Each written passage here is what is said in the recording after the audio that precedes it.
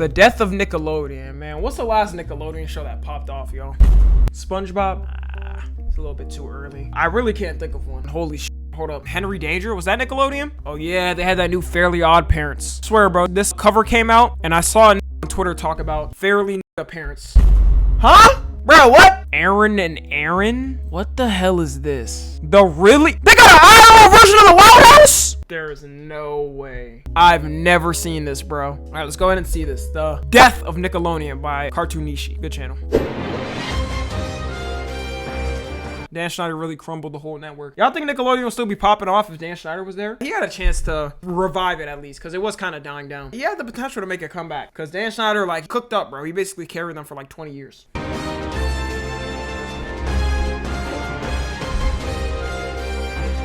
Bro, like, these photos are insane work, y'all. First off, this man's size is absurd, bro. Bro, how tall is Jerry? Pretty tall. Like, bro.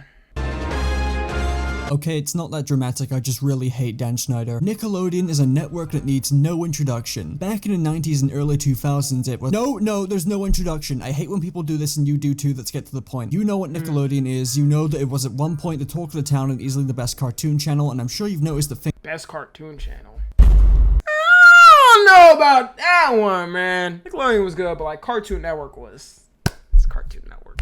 It's in the name. Live action shows, 100% Nickelodeon. Better than Disney's live action shows, I would say. Things are not very good right now. One might say it's— The Loud House creator Chris Savino fired from Nickelodeon after sexual harassment allegations. Why is like every show creator connected to Nickelodeon a fucking like pedo or like a essayer or like just an evil person? It's not even Nickelodeon. Why is it like kids animation creators? They're always the ones that end up in some cooked, and it has been cooked for a while, much longer than its rivals like Cartoon Network and Disney Channel. Whereas Disney Channel has been floundering for years and Cartoon Network is currently nearing the end of being rinsed dry, Nickelodeon has been generationally— Yeah, both of these channels is actually so done for, bro. It's sad to see. Washed for like 15 years. They always want to and impress this is kids. without mentioning how much their reputation has been splashed with poo water because of the number of people there that cannot control themselves around women and children.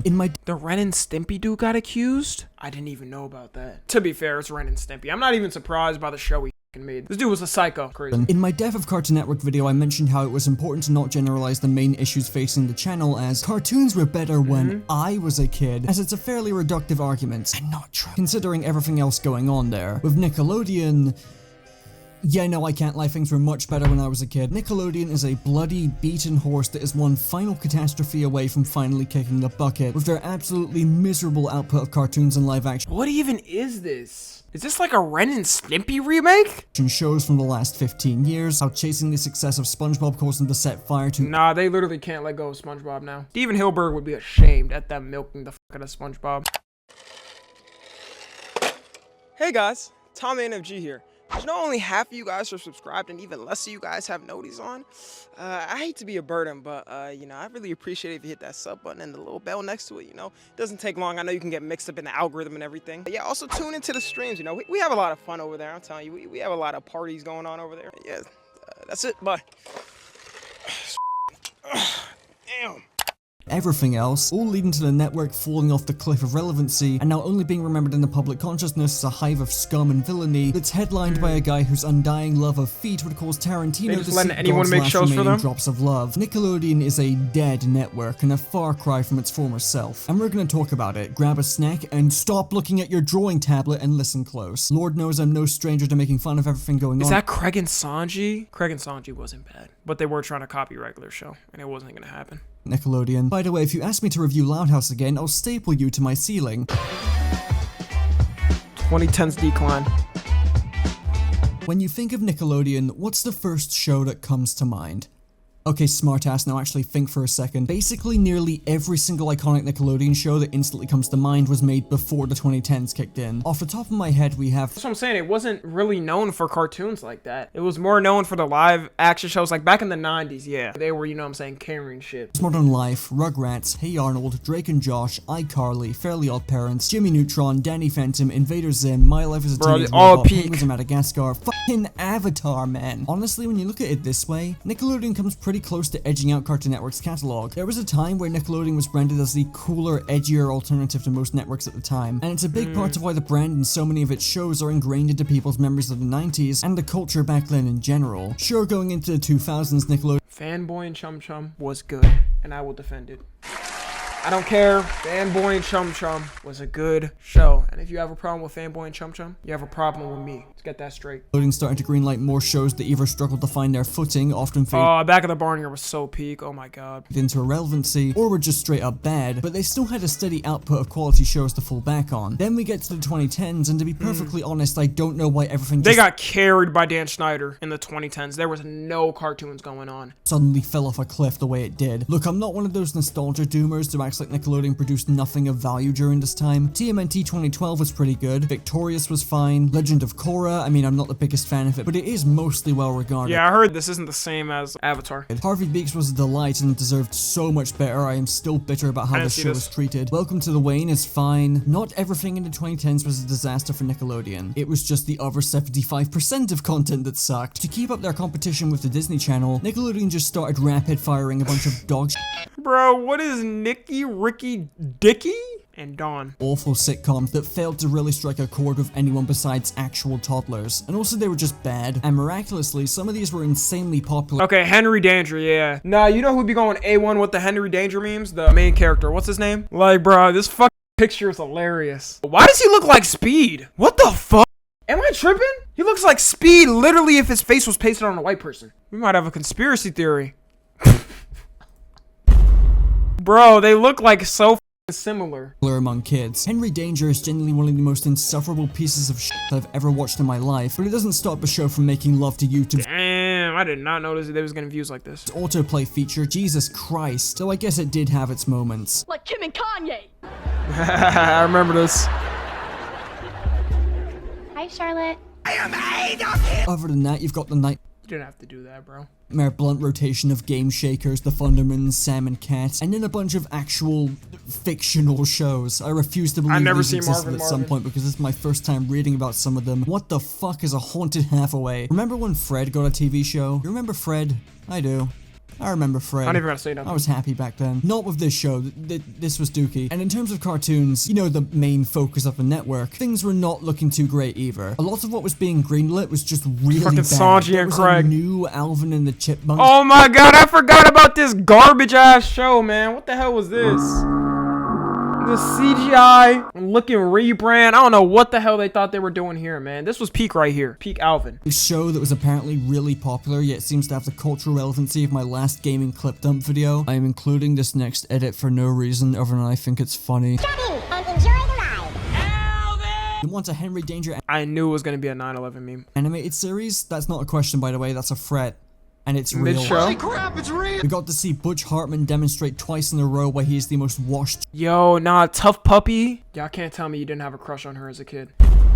Hey, listen, bruh. We all had a crush on her. Furry? Bro, I'm not no furry. Sure, I wouldn't be surprised if she was somebody's a furry awakening. why he is the most washed showrunner in the was business. bad. If I was Butch Hartman and my cartoons fan base was only being kept alive by some freak with a slapstick fetish, I'd probably kill myself. What the fuck is this? I saw some people a while back try to kickstart a revisionist history campaign for breadwinners, like how everyone suddenly decided a few years ago that Fanboy and Chum Chum was secretly some avant-garde masterpiece. I'm all Bro, Fanboy and Chum Chum is good, bro. for reevaluating things long after they finished airing, but you guys know it's okay to like shit, right? Like, I'll only judge you silently. Loud House's first season is good. Completely up to you how you feel about the rest of the show. I don't feel like getting death threats from Pedo Incorporated today. Kung Fu Panda Legends of Awesomeness. Hey, I just talked about this show. It's fine, so long as you don't look at it for too That's what ruined them, bro. They turned movies into like shows. I need them to stop doing that, bro. long. I have yet to watch beyond the first episode of Pig Goat That Banana shit was Cricket heat? because I'm I don't afraid I think might so. actually die. Anyway, Rabbids. Rabbids used to be Monster was everywhere. the most boring fever dream nothing show ever. Sanjay and Craig was like every negative stereotype about Nickelodeon shows cranked up to 11. How did they get They really try to be a regular show with this shit. Snoop Dogg on this show, man? How does that happen? That was Snoop Dogg. So mad.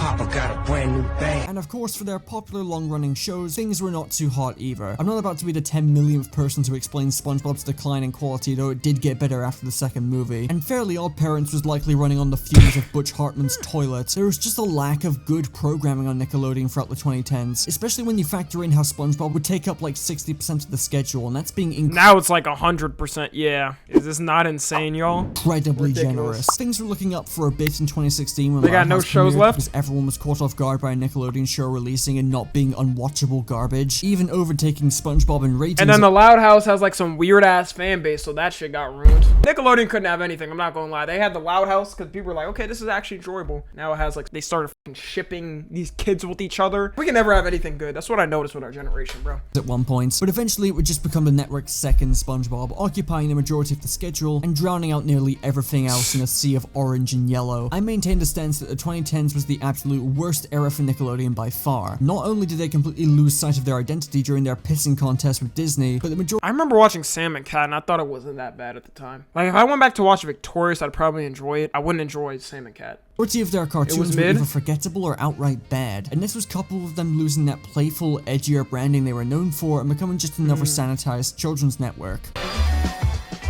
SpongeBob fallacy. You guys like SpongeBob, right? Don't answer. Wait, I made this joke already. Whether you like or dislike SpongeBob or any of SpongeBob's eras over the years, one thing is undeniable. Nickelodeon loves this guy. I mean, why shouldn't they? He can effectively bankroll their entire empire. They don't need anything else from a business perspective. Give me 24 hours of Freak Bob, sir. It's crazy how like SpongeBob is still culturally relevant fucking 25 years later. I see at least one yearly meme. Man, rest in peace Steven Hillenburg, bro. Made a legendary show. You can probably guess what this section is about from the title. Somewhere down the line, likely after the first movie released in 2004, Nickelodeon realized that SpongeBob was never gonna die and was here to stay until the end of time. I'm sure that one guy who said it was the death of Nickelodeon Saw the SpongeBob premiere Saturday. Can you say completely pathetic? Looks like Nick is running out of ideas. The show was doomed. Rip SpongeBob SquarePants. Oh, how wrong this person was. Now, I know he's truly like ripping his hair, thinking every time he sees SpongeBob.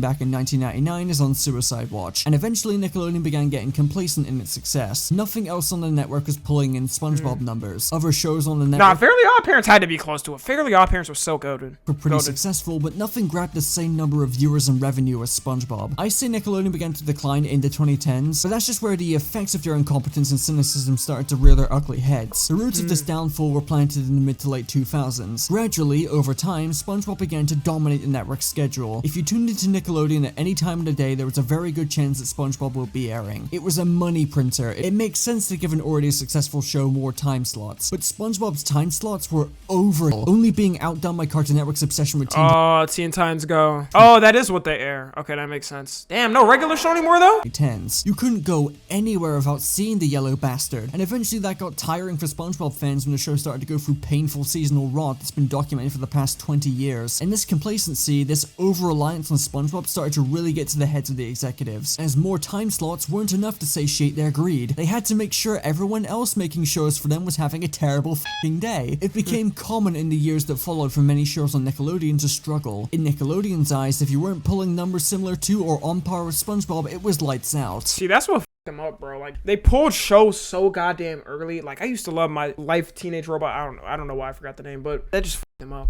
You're done. Many shows began getting abruptly canceled. Regular shows even if coming they were back. pulling in numbers. You notice how all these networks, they have to like bring back the old shit. It's kind of like movies nowadays. Unless you make a really creative movie or something nowadays, a lot of times they're just like, let me just bring something that already worked or whatever, which is ridiculous. that any network at the time would have been happy with. And when it came to greenlighting new shows, Nick started focusing on trying to create the next SpongeBob rather than cuckoo greenlighting fanboy, new or chomp chomp. experimental shows, or just anything that wasn't super wacky and hyperactive. What the f is Pinky Malinky?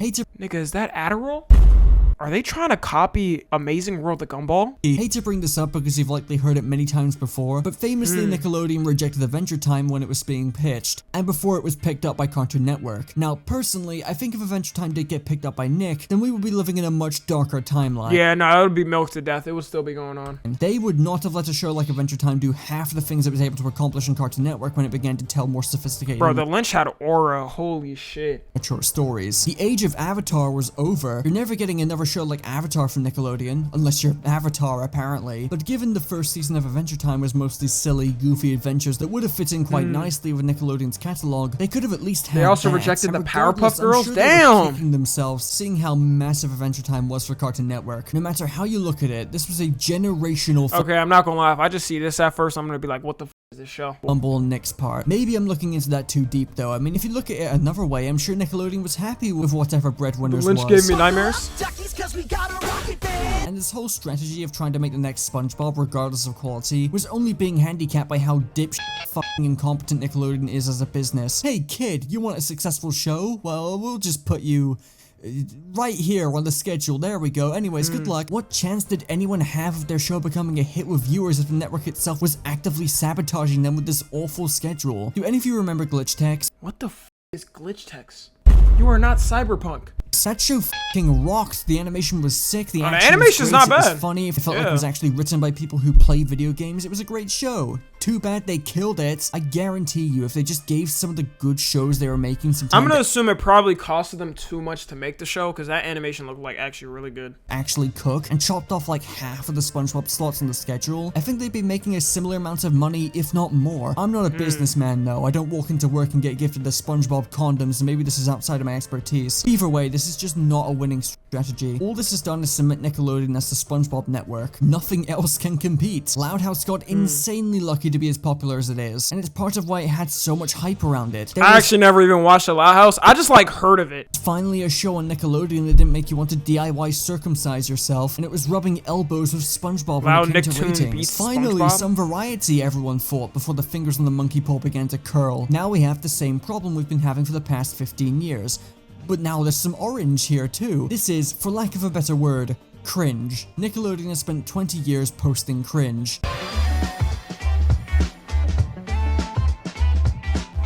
I'm sure you've all felt it recently, right? The other thing. The sense that Nickelodeon has essentially vanished from the public consciousness, unless you're talking Bruh, about nah, facts, bro. Nobody talks about these networks anymore. how many perverts they've sheltered, but we'll talk about that in a sec. I mean, the network's just nothing. It's irrelevant. Comparing Nickelodeon in the 90s and early 2000s to now is actually kind of haunting. You know the whole rebrand I mentioned earlier? How Nickelodeon had all this yeah. cool edge that appealed to kids and helped us stand out compared to their competition? How the network just had a more fun vibe and it got what kids were actually looking for in entertainment? And how this brand of theirs was so strong it made them a household name throughout the 90s? And how if you ask anyone who grew up in the 90s about Nickelodeon, this branding of theirs is the first thing that comes to mind, and is how most adults still perceive the network? Yeah. They threw all that out for the flanderized corporate look that I hate. Just compare the vibes of 2010's Nick to 90s Nick. They're totally different. 2010's Nick just doesn't fit Nickelodeon. It feels wrong to see this logo in such a sanitized state. We already went over how the 2010s was a catastrophic wave of bad shows and how SpongeBob basically drowned out any hopes of them being successful. But let's talk about the now. What does Nickelodeon have now that isn't SpongeBob and Loud House? Well, there's Fairly Odd Parents and New Wish, which is a fantastic revival and the best thing to come out of Odd Parents in years, and to my knowledge it's doing well when it comes to viewership. Tales of the TMNT, a show based on TMNT Music That looks Mayhem, good. recently released, and I think it's pretty good. Not sure how well it's doing, but still. But those are really the only positive things I have to say about what Nick has on display right now. There was a CG Rugrats reboot that I haven't bothered watching, and looking at the reviews I don't think I'm sorry, bro. All the Rugrat babies are ugly as shit. Yo, if those were my kids, bro, I'd actually be disappointed in myself. Y'all see, his name's Tommy, right? He has my name. Dude, imagine this is your kid. Dude, look at his head shape. Imagine how his mother's coochie felt. Pushing his head out, bro. And looking at the reviews, I don't think I'm missing You but much. white. Rock, Paper, Scissors is a show that exists. Patrick Star's show is inconsistent. Okay, this is just terrible, bro. Slop, the really Loud House. Not only is there just nothing airing right now besides SpongeBob, Loud House, and whatever third thing that manages to breach containment, but kids just don't watch cable anymore. It's all streaming. Already touched on this in my Cartoon Network video, so I'll try and keep this as brief as possible. Streaming is Satan. Streaming is one of the biggest problems facing animation right now. Nah, yeah, streaming really killed, I think, a lot of shows. To paraphrase my CN video, streaming allows corporations to see what's popular and to chase trends at a much more efficient rate than previously, renewing and cancelling on a whim. And this trend chasing completely f***s with animation, given it takes far longer to make than the vast majority of shows. Big name streaming services have already built up massive libraries of content, and they're overly reliant on established and profitable IP, which also throws a wrench into things given original ideas can barely get off the ground now. And to add further insult to injury, layoffs in the animation industry are rampant right now, as studios are Is it not crazy nowadays that content creators make more than like these animation studios? Like even the top streamers like Kai Cenat or I don't know whoever. They're making more than these animation studios do in a year in like a month. Trying to make their finance. I'm telling y'all, bro, give it 20 years, bro. That mainstream media, cable, TV, and whatnot, it's all the celebrities on that shit are not gonna matter. I would say, okay, acting is still gonna get you big and famous and stuff, but like, bro, the people that are really, really big now, it's like the content creators, bro. Better. If you want more elaboration on this part, then again, watch the video. But back to Nickelodeon. They've settled on being packaged with Paramount Plus, because Viacom. And just like Viacom, this service is awful. There's nothing here. Like, I mean, they had the Sonic the Hedgehog movie, I just saw that. there's Knuckles. Do you like Knuckles? And of course, a bunch of Nickelodeon shows with SpongeBob being at the forefront of the service's marketing. Paramount Plus is not popular. It may have a lot of subscriptions, but you compare that to the total subscriptions of Disney Plus, Max, Amazon Prime, and Netflix, and you realize just how small Paramount Plus is in comparison. And What the f is 10-cent video? Nigga, hell nah, bruh. What is this? Bro, they just making up streaming services. What's next, bro? 10 cent? 2 cents? and you realize just how small Paramount Plus is in comparison. And because of that, Nickelodeon's irrelevancy in the age of streaming is much more crippling. Nickelodeon is just an afterthought today. They're just the SpongeBob and Loud House guys. They have no personality, no variety in content, and they're slowly being drowned out by everything else. Oh my god, quiet on set, bro. Everybody knew all this information though, right? Quiet on Set is a documentary that was released earlier this year that goes into detail about the dark side of Nickelodeon, going over the awful behind-the-scenes stuff and specifically focusing on Dan Schneider's antics. The impact of this documentary cannot be send it understated. on, It was the Discord. first time the wider public were educated on the nasty Vid and recommends. toxic working conditions that children had to go through while working on Nickelodeon shows, and also the first time that the majority of the public had even heard of Dan Schneider beyond recognizing his name. There was also Drake Bell coming forward about his assault at the Nah, hands the Drake Bell shit was crazy. People really don't know how many Hollywood actors really get some shit like this happening to them and they can't speak out. Especially women, bro. It's way worse for women. of Brian Peck when he was 15. A particularly shocking revelation, as the unnamed victim of Brian's assault had never come forward until now. Needless to say, Nickelodeon is not viewed very favorably by most people right now. This section isn't just about Quiet on Set, it's also about Nickelodeon's history with the stuff in general. Nickelodeon has developed a reputation for being f***ing weird, not just due to the actions of many people working at Have y'all ever laughed at a Dan Schneider feet joke? No, nope. Bro, I always found it like, is this supposed to be funny to me? I don't know, as a kid. our company, but they've also garnered this reputation due to the content within their shows. Everyone knows about Dan Schneider's unholy obsession with children's feet, but it's not like shows outside of his influence are unaffected by a bunch of weird shit happening in them. So this alone didn't exactly make Nick look good, but the more details that came out about Dan, eventually culminating in the Quiet on Set documentary, just kept adding on to the growing pile of weird shit under Nickelodeon's belt. Content within their shows aside, you have all the stuff involving John Kay and Chris Savino to take note of as well. Now, I don't have much else to add to this, so sorry if you've heard this before. Nickelodeon is f***ing weird. The amount of horror stories that have emerged from this company due to the showrunner's treatment of women and children is weird. The company should not have multiple incidents involving their creators and the treatment of women and children. If it was just Dan Schneider, it would still be really f***ing bad, but then I wouldn't be nearly as Does Cartoon Network have the same allegations? I don't think it does. Don't even ruin my childhood, actually. I don't want to see it. Like, I don't think there's a lot of, like, Cartoon Network creators that are, like, EDPs. skeptical of Nickelodeon as a company if it was just an isolated Yes? Who? incident. No But way. there's been too many incidents. By the way, if you want an Clarence update creator? on two Shows but, like, I could go without, the dude that made Clarence is a fucking pet. I'm gonna be like, alright, whatever. I don't really care about the show like that. You say regular show, Adventure Time, Teen Titans, something like that, I'm crying. of these people, Dan Schneider initially apologized for all the awful stuff alleged by Quiet on Set, only to then file a lawsuit 2 months later. So, good luck on that, I That guess. lawsuit is going nowhere either, by the way. Chris Savino, after being fired for sexual harassment, basically disappeared for a good while before pulling the ultimate classic move of re-emerging as a born-again Christian who wanted to make a comeback in the industry. And to pull off this masterful gambit, he joined the advisory board for Lore TV, a far-right Christian streaming service that denies his sexual harassment of co-workers, claims everyone upset about him being hired is just part of the woke mob, and seems to spend most of their time on their official blog complaining about the woke left instead of actually making any shows, because they have no money. They also Yeah, I'm telling you right now, political pandering be making people pred. caught wind of Steamboat Willie being in the public domain, out- put it on their service as a desperate attempt to give it some sort of appeal while charging you for it. I'm assuming no one else would hire Chris for perfectly understandable reasons, so he had to settle for the same company that sells shirts with the tagline, "Sorry Hollywood, now we're going to cancel you."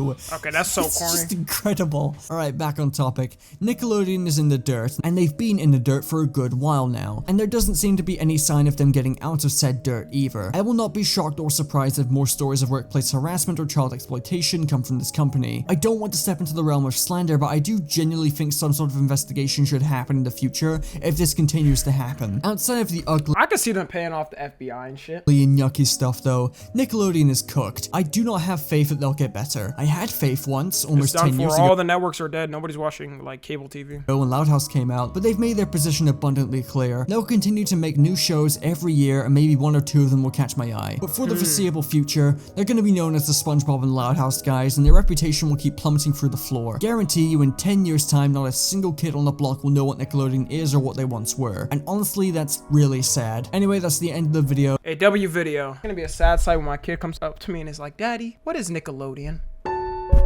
At that moment, I'm shedding a tear, looking in his face, and telling my son he's a disappointment. He's a disappointment, man. It's gonna be a very sad day. I get that question, but you never know. Maybe it'll have a recovery. Maybe they'll start posting YouTube videos. But hey, yeah, if you're watching on the tube, make sure to join the Discord and watch the streams. Subscribe to Tommy and FG.